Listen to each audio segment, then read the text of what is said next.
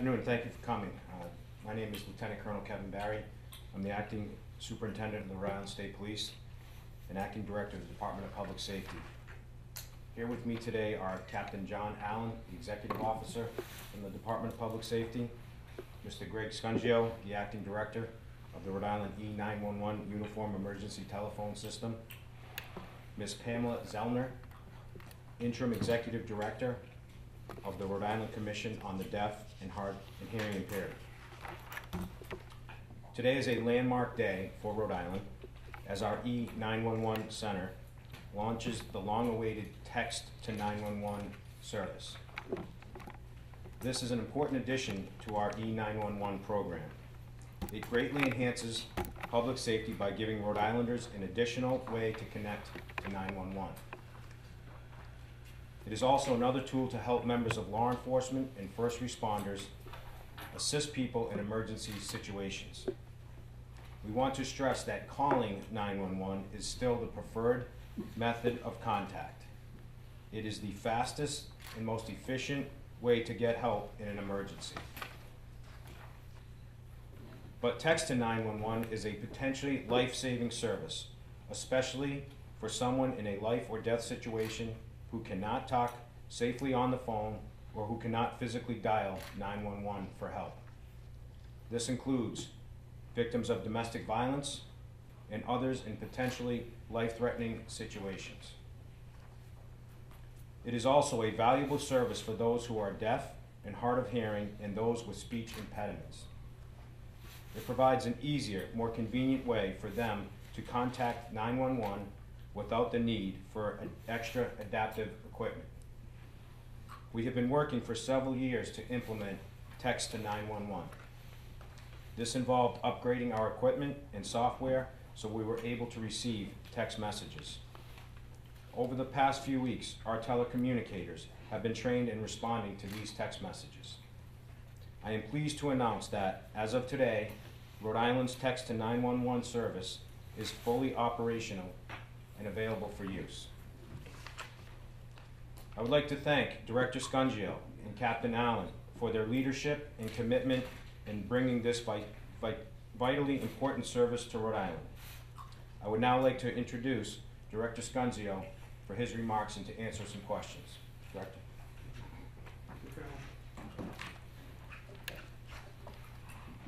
Good afternoon. This is an exciting day for us. The text to 911 service gives the general public another option for contacting 911. In the past, the only way to reach 911 was by placing a voice call. But we have a new system known as Next Generation 911, or NG 911, which now allows us to take both voice calls and text messages. We've spent the past few years upgrading hardware and software, and as of today now have the ability to field text messages as well as voice calls. Again, the preferred method of contacting 911 is placing a voice call.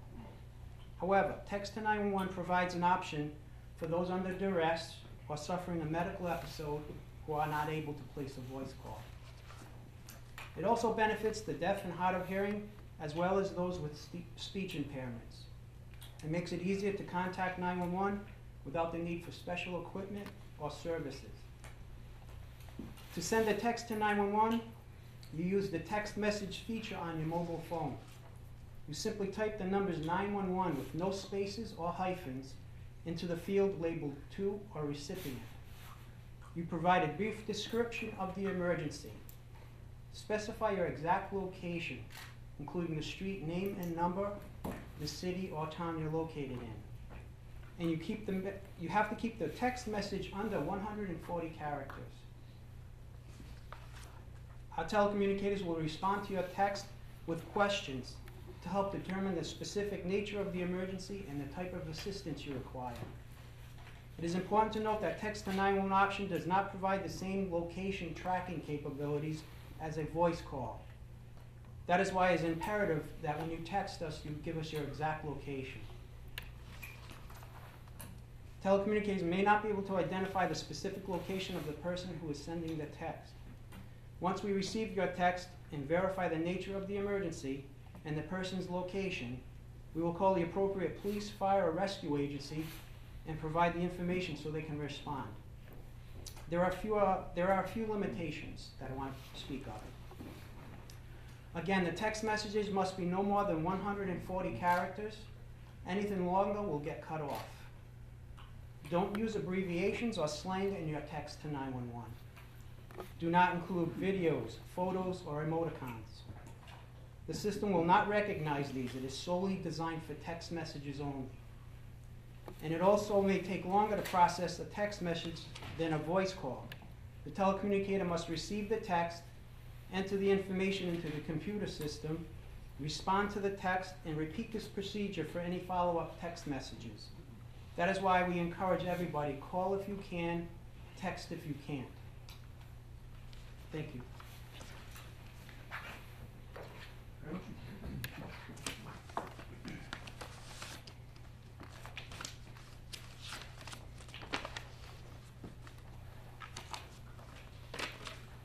Thank you, Director Scanzio.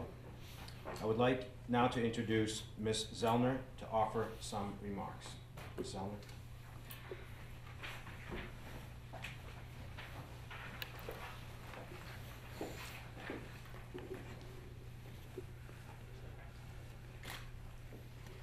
I'm very excited to be here today. I want to let you know that text to 911 is very important for the deaf and hard of hearing community in Rhode Island, so that way they can seek and get immediate assistance during any emergency situations.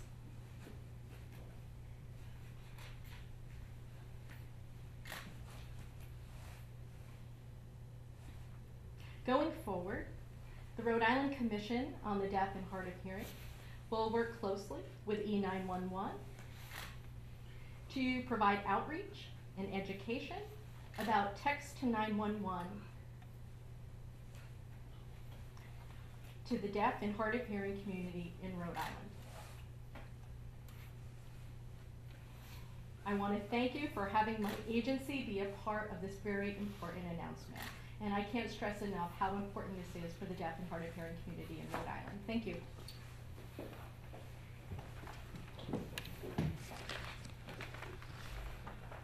Thank you, Ms. Zellner. In a moment, as Laura had explained, we're going to go into the 911 Telecommunications Center for a demonstration on how the text to 911 service works. Given the confidential nature of these calls, we remind you to not take photos, videos, or audio recordings of anything other than the people involved in the demonstration. Before we head in, is there any questions for anybody up here? Was there an additional cost for this? How much did this cost? Great, Lana. We've been accumulating hardware and software over the last few years to accommodate the text to 911 software. And approximately $750,000 worth of equipment. Is there a way for people to know if they're kind of at the 140 character limit? Because I don't think it counts like how many characters you have. I don't believe it'll specify how many characters you type. That's why we ask that the nature of the incident be brief and an exact location is conveyed immediately thereafter. So can you send multiple text messages that would all kind of go to the same place about the same emergency? Yes, we can have multiple text messages back and forth, but each transmission has to be under 140 characters. Correct. And But- is there something that keeps it within Rhode Island? Like if you call 911, it depends on where you are. Like if you're on the line, you might wind up in Mass, and they can accommodate Mass. I don't know about Connecticut. They can accommodate the call, but it depends on which tower it hits. If a call hits a Rhode Island tower, it's going to come into our call center. And if it doesn't, that's what I'm really If driving. a call is in a neighboring community, we have a listing of all their agencies, and we can transfer that call to Massachusetts or Connecticut. Yes.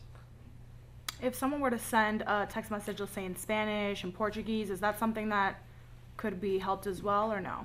At this moment, we don't have any software that will translate that, but we're going to look into that. Okay. If someone were to get it on the 911 side, would they try to find someone maybe to if there's someone that works there that speaks another language, or no? We're going to try and send a message back to see if we can make a voice call to them and try and make a call back if we can. Okay. And why is it that the preferred method is to make a voice call? It's quicker. Text messages there can be some lag time when receiving a text message. Abbreviations could cause some confusion. Autocorrect can cause some problems with street names, things of that nature, so a voice call is the ideal way. And make sure I understand, there's, when you, it's text to 911, there's no location on your phone the way it would be if you were calling. With a voice call, we get more accurate location information. With a text call, we just get one initial ping, and it's not as accurate as a voice call. So it's not triangulated, like a voice No, call goes off it 3 is not. towers. So a text goes off just one closest tower. Correct. Okay, you guys all set?